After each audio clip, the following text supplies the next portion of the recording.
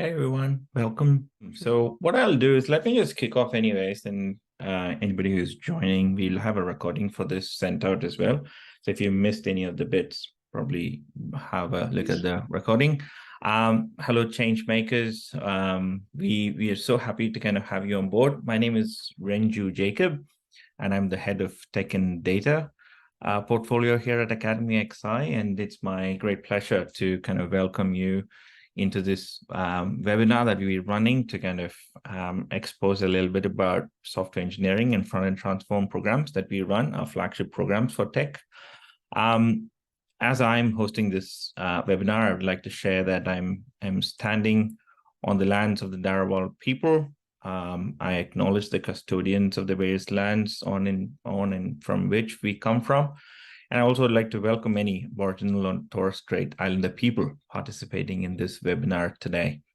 Thank you all for being here today. It's our privilege to kind of host you. We have a lot to cover in the next 45 odd minutes. We welcome all questions using the chat function that would be addressed at the end. So please do make sure to write down if there's any questions that you have as you kind of hear and sit through it. We'll try and address all of it. If we can't, we'll try and email you the responses to your questions as well. Let's kick off. What are we expecting today? In terms of, we just want to kind of explore what software engineering and front-end transform is, learn a little bit about Tech 101 in terms of the web architecture as simple as possible so that you can really understand what is front-end and back-end and what we are trying to kind of cover as a part of these programs. Also get to know a little bit about our mentors, and you'll hear from one of our mentors soon. And we'll also kind of dive a little bit into some of the key topics that we cover, what are some of the phases that we kind of run these programs through, and the projects that you would do, and what do you come out of once you finish this program. And the exciting bit is we have some really exciting people who you would be able to meet, some special guests who have already finished this program. So you'd get to meet them, and also you'll get to meet our lovely careers advisor who'd kind of let you know if there's what's happening with the promotions that we have, and an opportunity to kind of chat and get to know her a little bit more. So let me start off. Course overview, we have SET and FET. These are the short forms. Tech is pretty known for short forms of stuff. So SET is Software Engineering Transform, and FET is Front-End Transform. It's two halves of a program. So Front-End Transform is the first half of the program. We run that for 18 weeks. And then we continue to the rest of the program. The whole program in total is called the Software Engineering Transform. So the first half is front-end. So you could choose to do just the front-end part of it and leave and start looking for jobs, or you could possibly continue after the 18 weeks for the rest of the 44 weeks and have a certificate in software engineering transform. We'll get a little bit into what is front end and back end and how do we differentiate each other. Just before we go that, what is this program all about? What are these programs all about? So the program is specifically designed to give you the skills and knowledge to require to transition into the tech industry, into specifically these domains like software development or programming or app development. So these are kind of the broad things that we try and attain as a part of these programs. Before we go, why do we study SAT? I think it's good to kind of know why do companies care? Like as we kind of know that there's this rapid change in tech, as we kind of know. So the world is moving too fast into an online world where everything has an online presence. Everybody, or even all small businesses, would have an app or a website. And there's a lot of code that was built over a period of time, and that needs to be upgraded. That's constant change. And also there is innovative softwares that keep coming up, softwares or applications that keep coming up. So there's this need for people who need to build it. And the complexity of some of these projects as we move and transition from into an online world, there's a really complex problem that we are trying to solve. So all of these have kind of created this perfect spot where you need to have a lot of talent and people who understand what they do.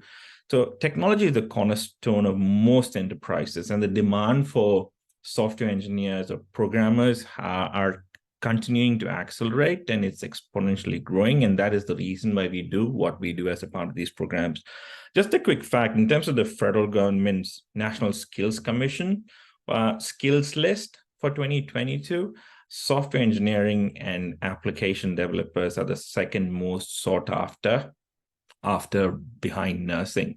So there's quite a lot of demand from a government's point of view, from enterprises' point of view. So that is the reason why we do these programs. Often we don't have enough people coming out of these programs to kind of meet the demand of the clients who we work with, or generally clients in general. So that's the reason why we do these programs. So that we understand the whole concept of software engineering and front end and all of these different things that I keep mentioning, good to kind of understand the architecture of a web application or a software, or you can call it a website even. So these are all different versions of the same thing that we kind of deal with.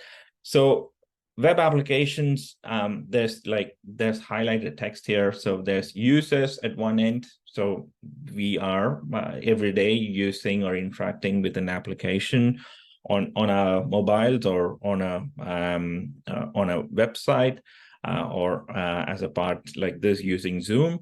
So what we do is basically consume data and we respond with certain things. So that's what we do. So the front end part of it that we interact with, if it is an application or a website or whatever it is, it has certain components that needs to be built, and that forms the front end part of it. So that is basically what you interact with.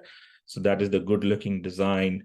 How does that come into life? So once that's basically called the front end. So usually front end is something that either sits with you in your own client system, or it could even sit in your back end as well. So once you have the front end, you click on certain things. There is requests that go into web servers that might be sitting either in Sydney or somewhere in the US or Europe or wherever, depending upon where these things are hosted. That is the brain behind all of these things, the applications. If it is a YouTube link or any data that you currently have, it's not currently sitting in your application or in your front end. It is sitting somewhere else. So that's where the web servers come. So the web server basically handles your request. So basically, if you want to see a video, the web server starts sending you a stream of data to kind of see a video. Or if you're logging into your bank account, the web server responds by validating your username and password and sends you the details that you need to see. And then that's the way in which you kind of have that transaction happening.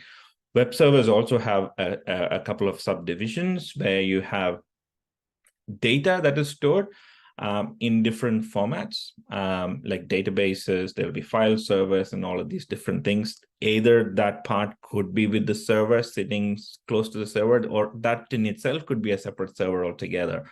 So as you kind of start to think about it, this, I think, is a very basic view just to kind of make your sense about what web architecture looks like. But overall, this is an oversimplification of the current application structure, but gives you a good understanding. So if you kind of divide this whole thing into, the front end is the bit that you interact with, back end is where all of the processes is happening. So that is kind of like the division for our program as well. The front end transform is all about creating really good design use cases that the user would use. And the backend, as in the remaining part of the software engineering program, is all about creating applications and databases that kind of sit in the backend and how to serve what the learners are kind of asking for, or the users are currently asking for. So there's different versions of the same application structure. This is the oversimplification of it, but this gives you an understanding about, okay, these are things that you need to build. There are other things that the other domains that kind of come into play, but that we don't cover as a part of it. For the entire thing in the back end is hosted on cloud. So that's where the cloud computing part of it comes from. but we don't really, cloud computing in itself is about setting up these servers and using them. So we don't really go into the basics or the details of cloud computing. That in itself is a different domain. About load sharing and how to kind of manage the security. That's where cybersecurity of all of these things come from. So all of these kind of overlap at different points of time. But from our point of view, this is just about making the application using cloud or using the resources that's already set up by different domains, and we start using it. So that's a little bit about web application. I don't really want to kind of get in too much into detail. Once you start a program, you'll get to kind of have a little bit more of an understanding about what these different things do and work. The common thing, just to kind of follow up into this, is the common thing that we usually get asked is tech stacks. What is a tech stack? What are some of the applications that we learn? Or why don't we teach Python instead of Ruby? Things like that. So I just want to kind of, as we kind of divided the different application structures like front-end, back-end, databases, and let's call it infrastructure, like where does all of these cloud and all of these things that we call web servers, are they hosted? So in terms of the front end, the basic applications are usually built with these three main things: HTML, CSS, and JavaScript. So that's kind of the bread and butter for all front-end based development. So we kind of cover that. So the ones that are highlighted or bolded are the ones that we cover. The other ones are alternatives out there in the market. So in terms of front end, there's not many alternatives out there. So we cover everything that's relevant to the industry. So HTML, CSS, and JavaScript. For some of them, I've put a slash and I've added some name to it. So for example, CSS / Bootstrap or JavaScript / React. So the slash is basically, it's usually called a library or a framework. So sometimes you have the programming language, and based on the programming language, developers over a period of time have developed libraries or framework to make coding in those languages a little bit more easier.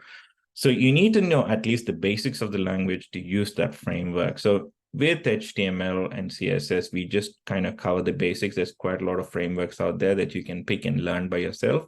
With JavaScript, one of the most common framework that we use is React.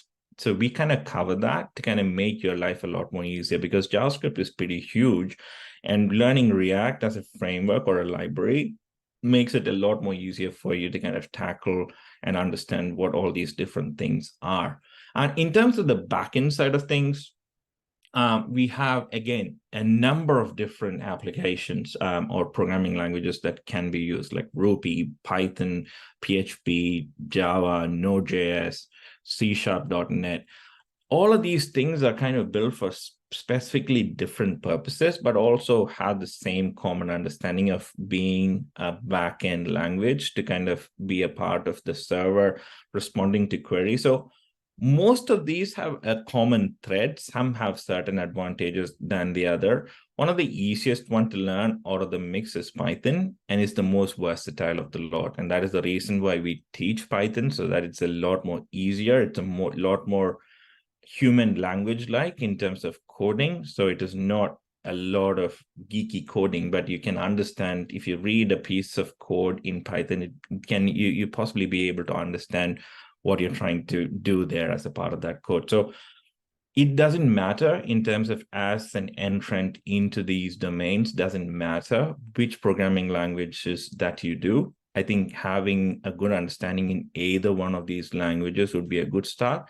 The reason why we do Python is basically gives you the best opportunity to kind of learn something that is used in multiple domains. It's used in app development, it's used with websites, it's also used with data analytics and data science and so on and so forth. So that's a good start.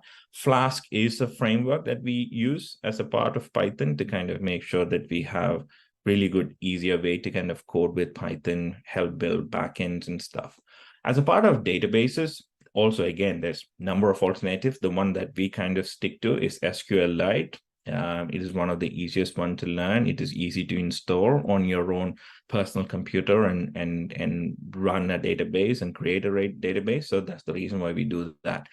In terms of infrastructure, again, I just mentioned that all of these things are hosted somewhere, like it could be AWS or Azure or or DevOps and things like that.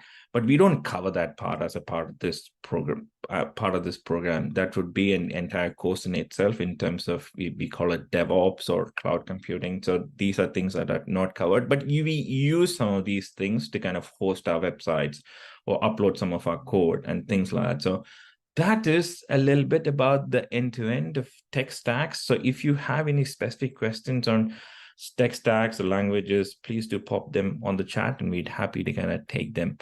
Now let's just jump into, now that we understand what is front end, what are back end, what are some of the languages that we do, just want to kind of take you through the main divisions between front end and software engineering. So there's quite a lot of common information here. So the first one starts off 18 weeks. We run these two programs concurrently. So the first 18 weeks of the software engineering program is called the front end transform. So it's 18 weeks.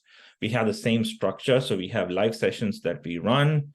The time commitment from your from a learner's point of view, you're expecting at least 20-25 hours per week.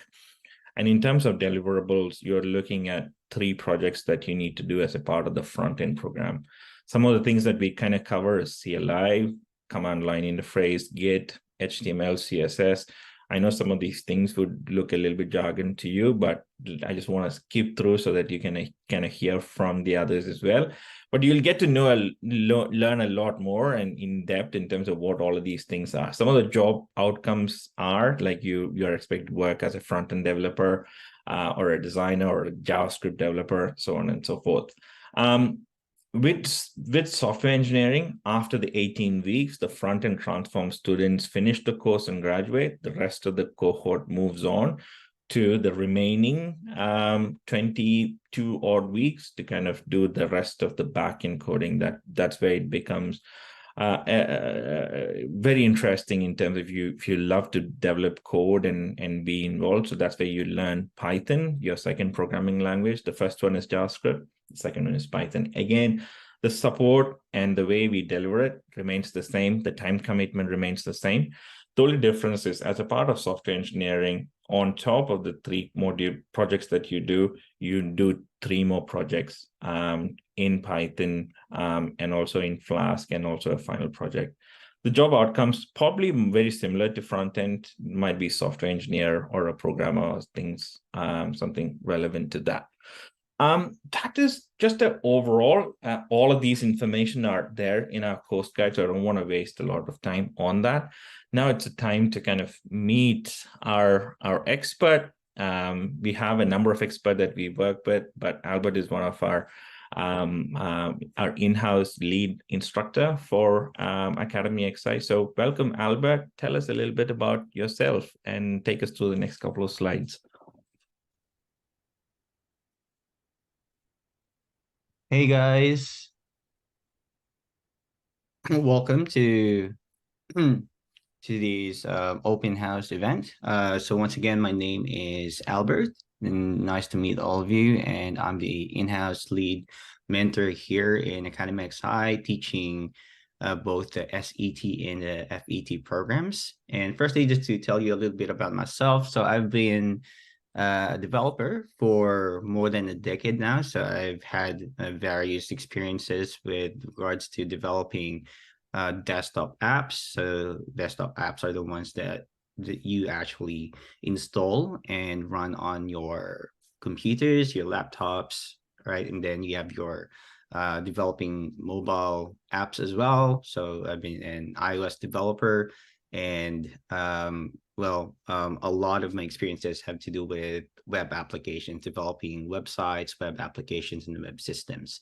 So now, just to further progress with our program here. So let me just tell you about our course assets. So here in both of our programs, so both the FET and the SET, so we cover all, firstly, we cover the programming fundamentals. So what is basically consist here in the programming fundamentals is that you'll develop a foundation in programming essentially. So because it is about programming. So what does that mean? So basically we're teaching you the general concepts which are really essential. So it doesn't matter which programming language you're going to be working with, right? So these concepts are the ones that's really transferable, right? So they're the ones that you usually have to use in order for you to problem solve and in order for you to learn how that language works, right? And then also we teach you about object-oriented programming, which is just one of the paradigm, as well as all the other paradigms that we have in programming, like functional programming, etc. And so here also we heavily focus on teaching you to how to develop the mindset of being a programmer, because it is actually a bit of a different mindset compared to how you would normally think.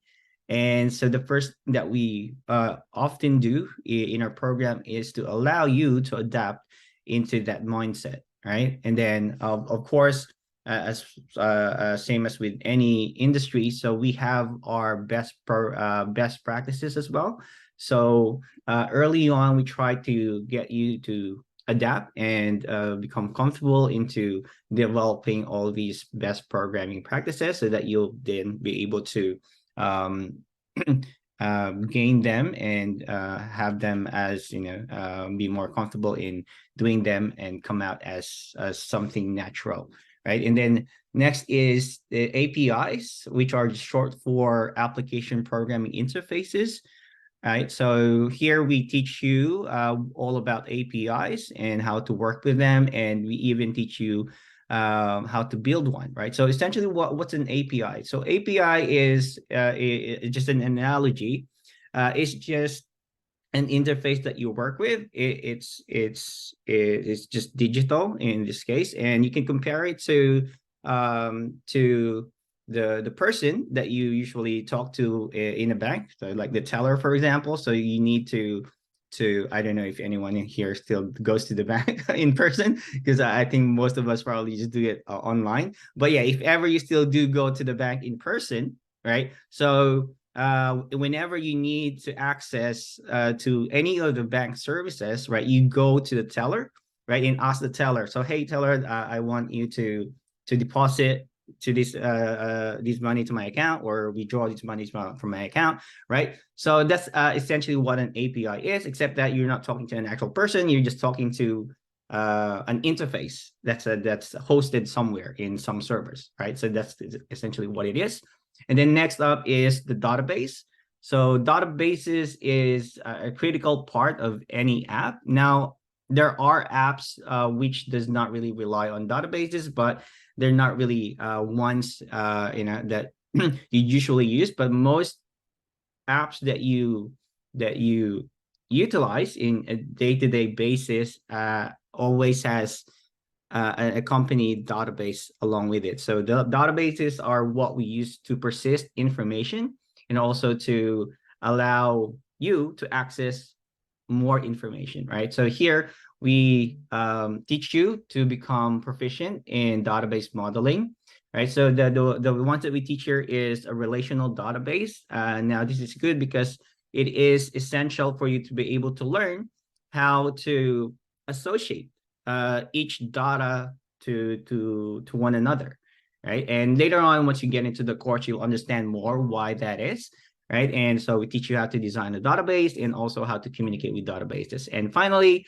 so we teach you, or we allow you even, to create your own portfolio, right? So here is just basically just building your own apps using the model view controller pattern, right? In other frameworks, using Flask, for example, execute deployment or deploying your own app out there so that your friends, your family, and everyone else will be able to access it online and understand and experience building an application from scratch. Okay, so that's basically what you can expect if you get into the course, right? So next we go to our the phases which you go to when you enroll, right? So first up is the preparatory course. So this is usually being given, or you're given access to a preparatory course material once you have decided to enroll with us, right? So we give you these resources in order to prepare you into the upcoming kickstart of the course. So now, what does this involve? So this involves some materials about CSS, HTML, and JavaScript, knowing that probably a lot of you has got no clue about what these all are to begin with. So this is just so us to get you to be introduced into these technologies before actually kickstarting, because we do understand that it can be overwhelming when you try to get into boot camp without having prior understanding or knowledge, or even just an idea of what these are. Okay, so hopefully when you do get access into these preparatory course materials, we do hope that you actually go on and take some time for you to go over them. And right after that, so then we start off with phase 0, which involves still more preparatory stuff that will allow you to work as a software engineer, whether that's on just the front end or the full stack. So here we will teach you about how to set up your own local environment. And this is just one of the ways that you can set them up, because again, depending on the company that you work with, or even in your own work style, right? So you may have a different setup. But here in this case, so we just teach you one of the ways for you to be able to set up your environment so that you can start coding and developing apps yourself. And then we'll teach you about the CLI, the Git, CSS, and HTML. And you'll get to know more about them if you get into the course.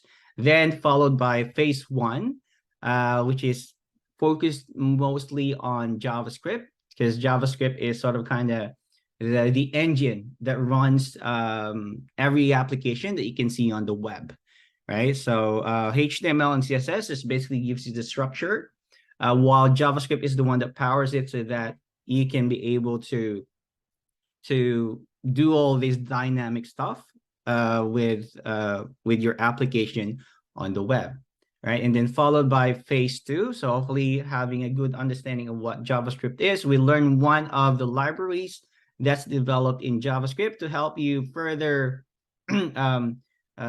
efficiently develop front-end applications on the web. So React is just a library built in JavaScript. So it is essential that you learn JavaScript first before learning React, just so that then the learning process will be a lot more smoother, right? So now that consists our front-end transform, which is basically run in 18 weeks, right? And then follow that will be the rest of the phases, phase 3, 4, and 5, which will then be consist of your software engineering transform. So phase 3 involves now learning about the back end. So that firstly, before you get to learn about the back end, so we teach you another programming language, which is a good thing because you then get to experience having to learn a separate programming language. So you could think of this as having your mother tongue and then learning another language, for example. So let's say, so aside from English, you're learning Spanish or Mandarin, etc. Right. So now having a first-hand experience. So here you will further see that it is the concepts that are critical and essential, and it's not really just the dictionary that you learn here or the syntax from each programming languages, right? So here we teach you Python, right? And we dive in deeper with object-oriented programming, and we get you to develop an app in Python. And then here we also introduce you to database. So you'll have to create your own database, you design your own database, and then allow your app to communicate with the database. And then followed by that will be on phase 4. And this is now where we teach you how to create your own API or server, right? And with that, so you will get to experience the entire process of how a front end or a client-side application communicates to the back end in order for them to be able to retrieve some data, right? And finally, we have phase 5, which is just the final milestone capstone in your software engineering journey, right? And this is just an amalgamation of everything that you've learned from phase 0 up until phase 4, and you will be building a massive project. You know, when we say massive, it's not really like massive in a way wherein you'll be building an entire system or enterprise system, but it will be consist of the scope is a lot bigger compared to all your previous projects. So understanding that for each phases, phase 0 up until phase 5, there is always a project. So you, but if you're enrolled in the front end transform, you will end up having 3 portfolio projects to showcase. And if you're enrolled with the software engineering transform, you will have 6 portfolio projects for you to be able to showcase. So I think that should be enough in order for you to be able to demonstrate your skill and knowledge that you can build an application, right? And so hopefully that's all clear and you get an idea of what to expect when you enroll in our course. And next we go to more so our, let's dive in deeper to our projects and how we actually review them, right? So first, your phase project. So we have your technical, this is your technical requirement. And here you must meet a set of requirements that is basically identified in the project, right? So you need to be able to tick all those boxes that your app meets all the criteria. And so this will allow you to build your own portfolio, as we've said. And so obviously this will have some due dates, and these due dates are set because again, we are running with a time constraint. So this is a boot camp, right? So each phase only runs for a certain number of weeks. And then along with this, your projects, you will need to present them and reflect them, which involves you having to talk about your project, talk about your code, and also reflecting about the entire journey having to build your project, okay? So we do this in order for you to have a first-hand experience of what it is like to be in an interview. Because usually when you apply as a developer or as a programmer or as a software engineer, right, your interview will always be consist of these aspect, right? So here you get to experience to explain your code, walk through your code, and hopefully you'll be able to do that effectively and efficiently, right? So next is the project reviews. So this is our main mode of grading in a way, as you might want to call it. So this is to test your knowledge. Again, we here in this review, we ask you about your code. So we try to flip your code upside down, inside out, just to make sure that you have indeed understood what you've done and you are the one who's actually created it, right? So we say that not to doubt your skill or doubt you in person, right? We do this because again, it is actually quite accessible nowadays to have plenty of tutorials, and we even have to have chat GPTs. Now there are good, right? And they're great tools for you to use once you have actually gained the understanding. But as a beginner, still trying to learn this stuff, so use them, but don't heavily rely on them because you still need to understand it yourself. Okay, so that's that. And then finally, just a little bit about your learning process here with us. I think that will now be done by Renju, if you remember. Thank you, Albert. Thank you so much for that overview in terms of what the different phases are and trying to explain some of the geekier bits. So that's if you have any specific questions or would love to talk to a mentor, please do let us know. If you're interacting with a career advisor, please do let them know that you'd love to have a chat with some of our mentors. We'd happy to do that. And let me just keep moving in the interest of time. So how you learn, we have a number of platforms that we use as a part to deliver the best experience possible. So all of our content is hosted on a learning management system called Canvas. Canvas is one of the predominantly popular learning systems. So all of the courses, so we have 5 courses as a part of the software engineering transform and 3 courses as a part of the front-end transform. So you'd be enrolled into each of these programs or courses as you kind of progress through it. As Albert said, you'd be 6 projects, so all of that projects would be on Canvas. All of the live session, most cases, the live session for each of the cohorts happen on Tuesdays and Thursdays. I saw that was one of the questions that was asked. So most of the live sessions by default happens on Tuesdays and Thursdays, but there are some intakes that we might choose to run it on a Wednesday or Monday or Wednesday or some of the other days. This is just based on the availability of some of our mentors and people who work full time. So just to kind of cater to that, please do ask that question to our learning consultants, and they'll be happy to kind of give you that information. So the live sessions, we have 2 live sessions happening every week. And it's 2 hours each. So you get 4 hours of live session directly with the mentor on Zoom. So that happens on a Zoom meeting like this. We also have Slack. It's an instant messaging tool that we use. The intention is to kind of build a community, solve problems together, and that'll be the way in which we kind of message and keep you updated about the various things that happens, external reading materials. That's also a wonderful platform that we use more for an interaction and a group activity point of view. You also have the opportunity to book one-on-one sessions with the mentor. So we use a system called Calendly. So it's a link where you get availability in terms of some of the time slots that the mentor is available. So you can jump in, book 30 minutes session with the mentor. There's no cap on the number of sessions you can book. So you can use that time to kind of share with them some of the challenges that you currently face or have questions directly for them. That'd be a wonderful way to do that. And all of these sessions, when I say sessions, the live sessions are recorded, not the one-on-ones. The one-on-ones are not recorded. This is just your time with the mentor.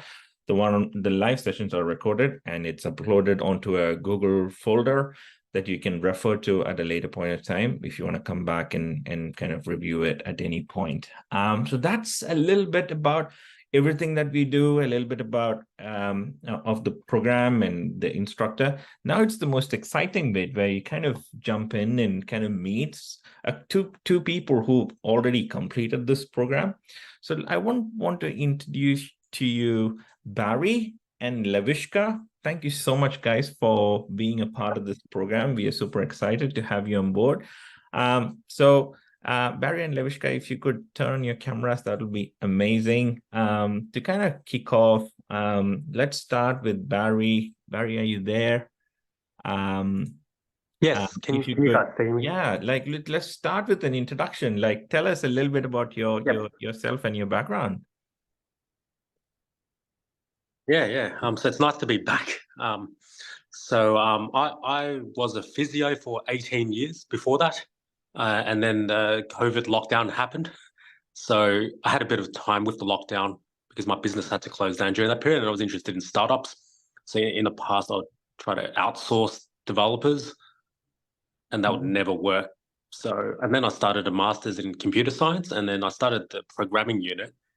And what put me off, even though I did very well in it, I got a high distinction in it. So I realized I was good at programming, or interested in it at least. It was all handwritten. We actually had to do like an open book exam. I was like, this is not practical. So at that point, I found Academy XI.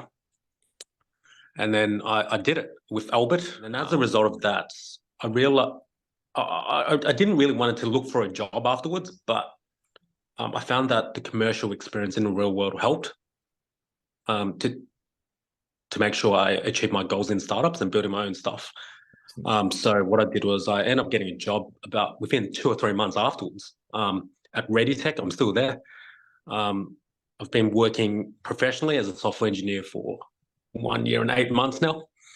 It's been great. Lots of learning. So that's my journey. Let's also hear from Lorishka, and then we'll probably have some questions for both of you. Lorishka, tell us a little bit about yourself and and your journey through Academy XI. Yeah, so a little bit about my origin story. I Yeah. was born and raised in Mauritius, and I did a degree in chemical and renewable energy engineering, Wow. completely off. But during the course of my studies, I did a module in Python. And in hindsight, that was the time when I had the most fun in university. But I finished the degree though. But after graduating, I realized I wanted to pursue my passion into technology and I wanted to have more experiences. So I decided to move to Melbourne as an international student. And so I studied a degree in information technology here. While it was challenging in many ways, it didn't give me the fundamental knowledge in programming. So I didn't feel confident to go into the industry.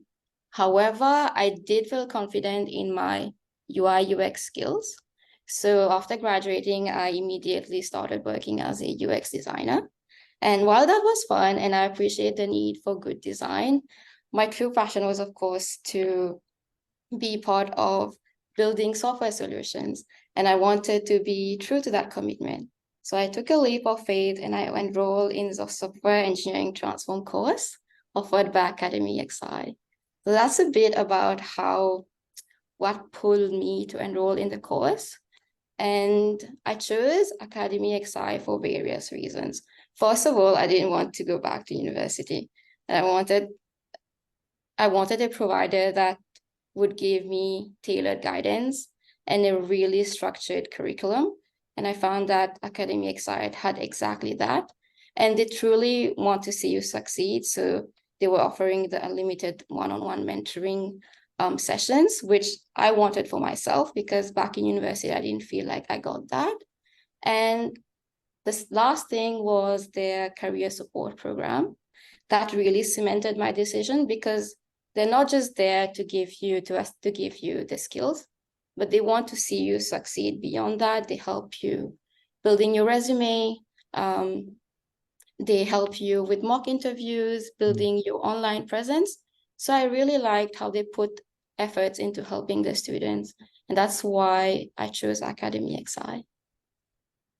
Awesome. Thank you so much for that. And can you also probably briefly explain what is your journey like when you started and while you kind of went through the program? What was it? What are some of the ups and downs?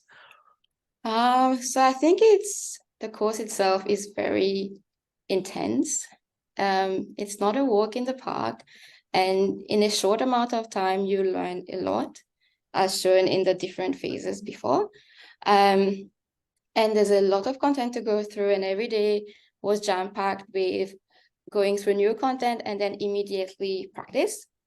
But with time, you get to appreciate what you're learning. Today it feels difficult, tomorrow it feels difficult, and then weeks go by, and then you look back and you've learned so much. Yeah. And also, I was challenged how to think more like a programmer. Like I said before, I didn't have the fundamental knowledge of programming, but throughout this course, you're forced to change your mindset. And eventually you turn and you think of every obstacles or every challenge that you're facing as an opportunity to really think or how you can break down this concept for you to pick it up and then build it up again. And I would say that was one of the most valuable takeaways from the course, the ability to break something down and build it back up again. And like Albert mentions, in this industry, everything gets changed up. There's always new programming languages, always new frameworks. But if you have the building blocks ready and you know how to understand the fundamentals, then it's really easy to branch out, or at least you get the confidence to learn new technologies or learn another framework. So that's one of the positives I had. And in terms of negatives, I would say just overcoming that mindset and turning into the growth mindset would be what I can think of. And in terms of elements of the course itself, every concept was explained in detail with easy to understand vernacular on the learning platform, which is Canva. I hope it's still Canva. And Canvas. yeah, Canvas, yeah. And after each concept was explained to you, you jump straight into coding labs, which is a great opportunity for you to practice your learning. And not just that, you get also live sessions. I was in the full-time cohort, so I had 4 live sessions per week. And my instructor, who was Albert, he would also go over the concepts that we have to learn on ourselves, and he would provide live examples that would further reinforce our understanding. And it was a great opportunity as well to foster an interactive dialogue and to bounce off with other peers in my cohort. And one thing I really enjoyed was pair programming. I was so bad at it at first, but okay, let me explain what pair programming is. It's basically a technique where one person is writing a piece of code and the other person kind of reviews it. So every day we had to work on a particular problem or a challenge based on the concepts we have recently learned. And it really helps you to reinforce the concepts you learn and to be confident in coding, and to be also open to asking questions and to be open to receiving feedback. So that was good too. And I think I took full advantage of the one-on-one mentoring sessions. Every questions I had, I asked my mentor. I also asked him about project ideas and what about the learning goals about projects, and also good if you're feeling down and you really need someone who's experienced, who's gone through the same journey as you, to give you just a confidence boost. That was also valuable to me. Perfect. Thank you so much for that. Barry, the next question to you. In terms of now that you've finished the program, been working as a software developer for almost a couple of years now, what would you tell some of these new people or learners who are considering this pathway? What would be some of your words of wisdom to them be? Yeah. So great question. I think finishing the bootcamp does not mean you've finished. It is just the first chapter. So having that growth mindset, as Lorishka said, is really important. And knowing, just having that beginner's mind, where just don't think you know everything jumping in, and making sure you find a job or a company that encourages more learning. It encourages you to take time to learn rather than pumping out, tickets, is probably the most important feedback I can provide there. And everyone's on a different learning curve because, you may have had programming experience in the past. It may click with you earlier. Some concepts don't click with you to down the track, in some cases, even for me. And you just need to really be patient and really try to enjoy it, and take things as they come, and make sure that in the real world, you also have great mentors. So Albert's your first mentor, I'm presuming. Make sure that you have great people around you that you can continue to learn off after that, which is really important. Even though I have a full-time job, I'm still working on projects on the side in AI and stuff, because that will just accelerate your learning beyond norm. Because sometimes at a big company where I work at, you actually narrow it down to a very specific area, which means you probably lose a lot of the knowledge you learn from the bootcamp too, because you have to work on a specific area. So it's important just to really touch on things and consolidate as you go as much as you can if you've got time. Yeah. So that answers the question. Yep. Lorishka, do you have anything to add to that? Like, what would be your words of wisdom to somebody who's considering this program? I think what Barry said was pretty spot on, but what I would tell new learners, because I told myself the same things, is to always stay committed. On some days, you might feel like you're not getting it, but just stick to it. Take breaks if you need to, but always remember why you're doing this course, what's the end goal. And also be accountable, set time blocks, because this is quite an intense course and it's not for the faint-hearted. So for example, if you're joining in as a full-timer, you have to set aside 40 hours per week. For a part-timer, I think it's 20 to 25 hours. That's right. But sometimes it can even go beyond that because it's a learning journey. Like Barry said, not everything might click immediately. Yeah. And the second thing, I think everyone touches upon it at some point, but practice makes perfect. Even in the live sessions, the mentors will encourage you to practice live in front of them. Even in your reviews, they will ask you to practice on your own projects. And what else? For the day-to-day activities, just set small and achievable goals for yourself. And then by the end of a few weeks, you'll see you have a project on hand. But always think about the little concepts that you have to master first before jumping straight onto, oh, I have to build a fully functional API, right? So just set small and achievable goals and be ready to be challenged. Like I said before, it's not going to be easy, but also remember to be kind to yourself and take this as an enriching and learning experience, because this experience is going to take you a long way ahead. And the way you're going to think about coding, programming is going to change the way you think about many things later on. Yeah, that's pretty much what I would say. Awesome. Thank you so much, both of you. In view of time, we'll stop it there. Like if any of you want to connect with them directly on LinkedIn, they are on LinkedIn. Please do send them a message and connect with them. They'd be more than happy to kind of share their experience and things that they did that worked for them. I think gather all that information that you can. So thank you so much once again, Barry and Lorishka. Okay, moving on.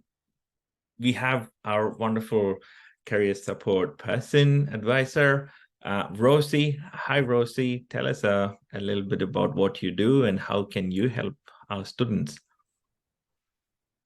Hi, guys. How are you? Hi, Renju. Thanks, Hey. guys, for all of that before. And hello to everybody who's attending. I'm a course and career advisor here at Academy XI. I've been here for 2.5 years. I joined Academy XI because I believed in what they were doing, born and bred in Australia, passionate about tech, data, and design. I'm passionate about tech. I've worked in everywhere from London to Silicon Valley, worked in tech, but I've also worked in recruitment here in Australia. And I know how much of a need and a requirement there is from organizations, both large and small, for talent that actually have practical experience. I've seen it time and time again. People with degrees, with university qualifications, academic qualifications, who were disappointed, not able to get roles because they didn't have that practical experience.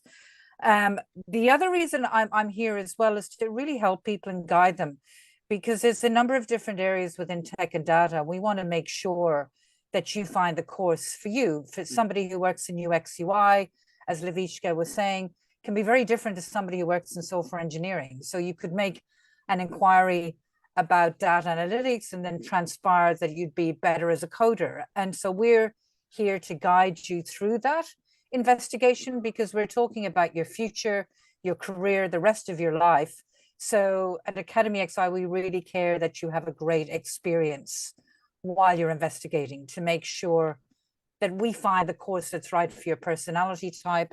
They are career change courses. People come from all different backgrounds, from yoga teachers through to accountants, to engineers, a little bit older, usually mostly of our students are as well. So it's important that you get guidance as to what's going to be the right course for you. So I'm here to help you with that. I also wanted to share with you today regarding the payment plan options that we have available for our students. The investment for specifically for the software engineering course, it's 14,500, which includes everything, including your career support program as well as your unlimited coaching and the course content. But we do have a promotion going on in August at the moment. And with that, if a student is paying upfront, they actually get a 20% discount. That's available when enrolling by the 31st of August. But we also have other options as well. A lot of our students are working full-time, they have family, they have financial commitments, they want to be able to spread out their investment to make it more comfortable for them. So we have two other options. The first option is study now, pay later. Now, that isn't on our website, but we actually have a 15% discount on that as well for students enrolling by the end of August. So with that, there's no upfront payments. The only requirement is that you're a permanent resident or a citizen of Australia. And if you're not, if your partner is, they can apply on your behalf, or your parent can as well. And with the payments, it works out to be about $80 a week over 3 years. And if you choose to pay it out sooner, once you're working in the industry, you can. There's no exit fees. So it's really been designed to allow you to be able to come in, focus on your study, your career change, and have that peace of mind. If you don't have PR or citizenship here in Australia, if you're employed and can prove that you're employed and can prove that you're a legitimate, we do case by case, we can also offer you an 18-month payment plan to spread out your payments there as well. And really that's a case by case basis, but we want to make sure that everybody, regardless of their situation and circumstances, really has an equal opportunity to take advantage of this course and for it to be financially comfortable for them. So please feel free to reach out. My email address is there, or you can call. Happy to answer any questions. It's a great course. So that's why we call it Transform. It changes not just your professional life, but your personal life as well. And we look forward to looking after you. Thanks, Renju. Awesome. Thank you, Rosie. Please do reach out to Rosie. Her email is rosie.e@academyxi.com. She'd be more than happy to kind of have a chat and help you make the right decision and help you in that onboarding journey.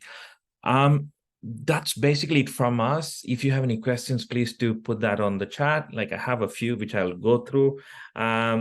If you could get Albert and Lorishka to kind of switch on the videos, that would be great, because some of the questions I think they could answer.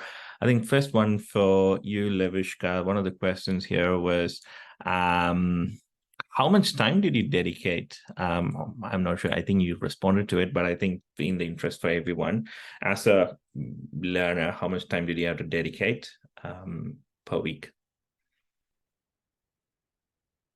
I think you're muted. Yeah, my bad. So I was gonna say at least 40 hours per week.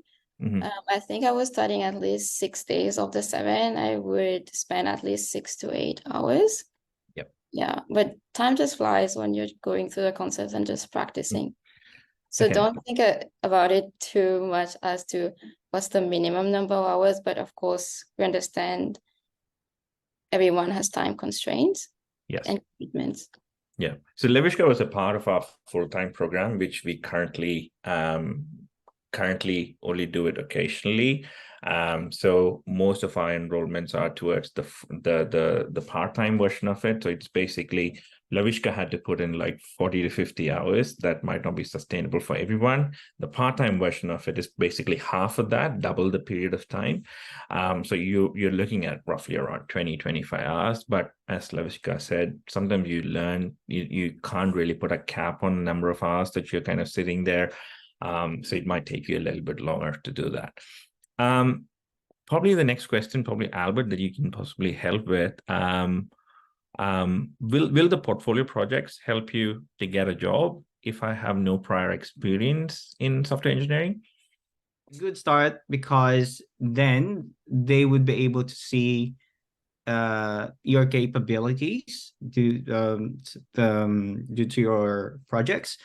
But then not only that, it's not only important that you have a project, but you need to know your project inside out as well. Okay, because once you've actually got their attention, and they might ask you to be to have an interview or something, right? And they might ask you about, okay, so what sort of project have you worked with, right? And now obviously you will be talking about one of your projects that you've worked on, right? And you need to be able to really share everything about your project, even all through the code, right? So what you did and how you did it, because they will try to dissect your brain in a way, right? And they might even give you a take-home challenge or homework or coding challenge or whatever, right, to work on. And also along with that, so that is also a part of trying to test your knowledge and your skill. So which is why in this course, we actually review your project and simulate some sort of an interview process with your code. And that's why we really encourage you to know your code inside out.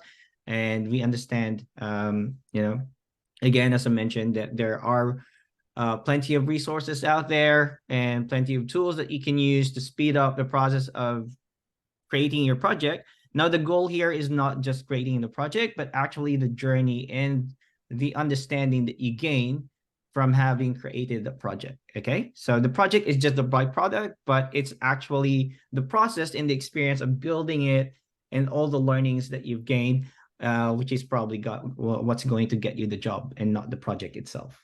Yeah. Awesome. Thank you. One of the questions was, do I need to be familiar with any of these coding languages before you start? Is there any prep I do? See, from my point of view, this course is built for anybody who is keen to kind of transition and has the mindset to kind of come in and transition their career and knows that these are some of the effort that they need to put in. They don't really need to know any of the background. We have a prep course that we kind of enroll you as soon as you on board before the actual program starts, so you can kind of play around with HTML, CSS, and JavaScript, some kind of basics. But see, I'd like to hear from Lorishka in terms of, was there any prep that you did before you came into this course? No, not really. I think the preparatory course, the preparatory phase and the phase 0 were more than enough. Yeah. Okay. Yeah. Awesome. Okay. Thank you. So that there you go. That's what Lorishka did. So ideally, you don't really need to have any preparatory material, but I think the mindset is key to kind of understand, okay, this is going to be 25 hours per week. What does that look like? And where do you kind of schedule that time? And what does that look like for your day-to-day? Some other questions as well. When are the live sessions? I addressed it a bit before. We usually do it either Tuesday, Thursday, outside of work hours. It's usually 7 to 9 p.m. Sydney time. There might be certain intakes where we run the same thing on Mondays or Wednesdays or Mondays or Fridays, depending upon the availability of the mentors. But generally, it is after work hours, and most likely on a Tuesday and a Thursday. Do I need to attend all the live session? That's an interesting question. How would you respond to that, Lorishka? Should you attend all the sessions?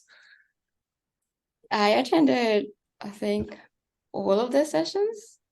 Okay. And I would strongly recommend you to, because it's just another opportunity for you to reinforce your learning of the concepts. Otherwise, why not choose an online course? You know what I mean? You want to be part of an interactive class where you can ask questions and further your understanding. Absolutely. Awesome. Exactly. We strongly recommend that you attend both the sessions, but we also understand this is a long program. So the part-time program is 40 weeks long. There might be certain weeks you might not be able to attend both. We have recordings to that, but the recordings are not an alternative not to attend. But so the answer is highly recommended that you attend, because you want to kind of be a part of those live sessions, ask the questions, be part of some of the problem solving that the cohort do as a part of that live session. So please do be encouraged to attend all of it. I reckon that is all the questions that we have from our end that I can find in chat. Thank you so much, everybody who attended, and thank you for all the panelists. Lorishka, Barry had to jump off. Lorishka and Barry, thank you so much. It is invaluable, the amount of work that you can in chat. Thank you so much, everybody who attended, and thank you for all the panelists. Lorishka, Barry had to jump off. Lorishka and Barry, thank you so much. It is invaluable, the amount of work that you can in chat. Thank you so much, everybody who attended, and thank you for all the panelists. Lorishka, Barry had to jump off. Lorishka and Barry, thank you so much. It is invaluable, the amount of work that you can in chat. Thank you so much, everybody who attended, and thank you for all the panelists. Lorishka, Barry had to jump off. Lorishka and Barry, thank you so much. It is invaluable, the amount of work that you can in chat. Thank you so much, everybody who attended, and thank you for all the panelists. Lorishka, Barry had to jump off. Lorishka and Barry, thank you so much. It is invaluable, the amount of work that you can in chat. Thank you so much, everybody who, if you have any further questions, please do email us at experience@academyxi.com or chat with our careers advisor like Rosie. We'd be happy to help. So once again, thank you so much. All the best. See you later.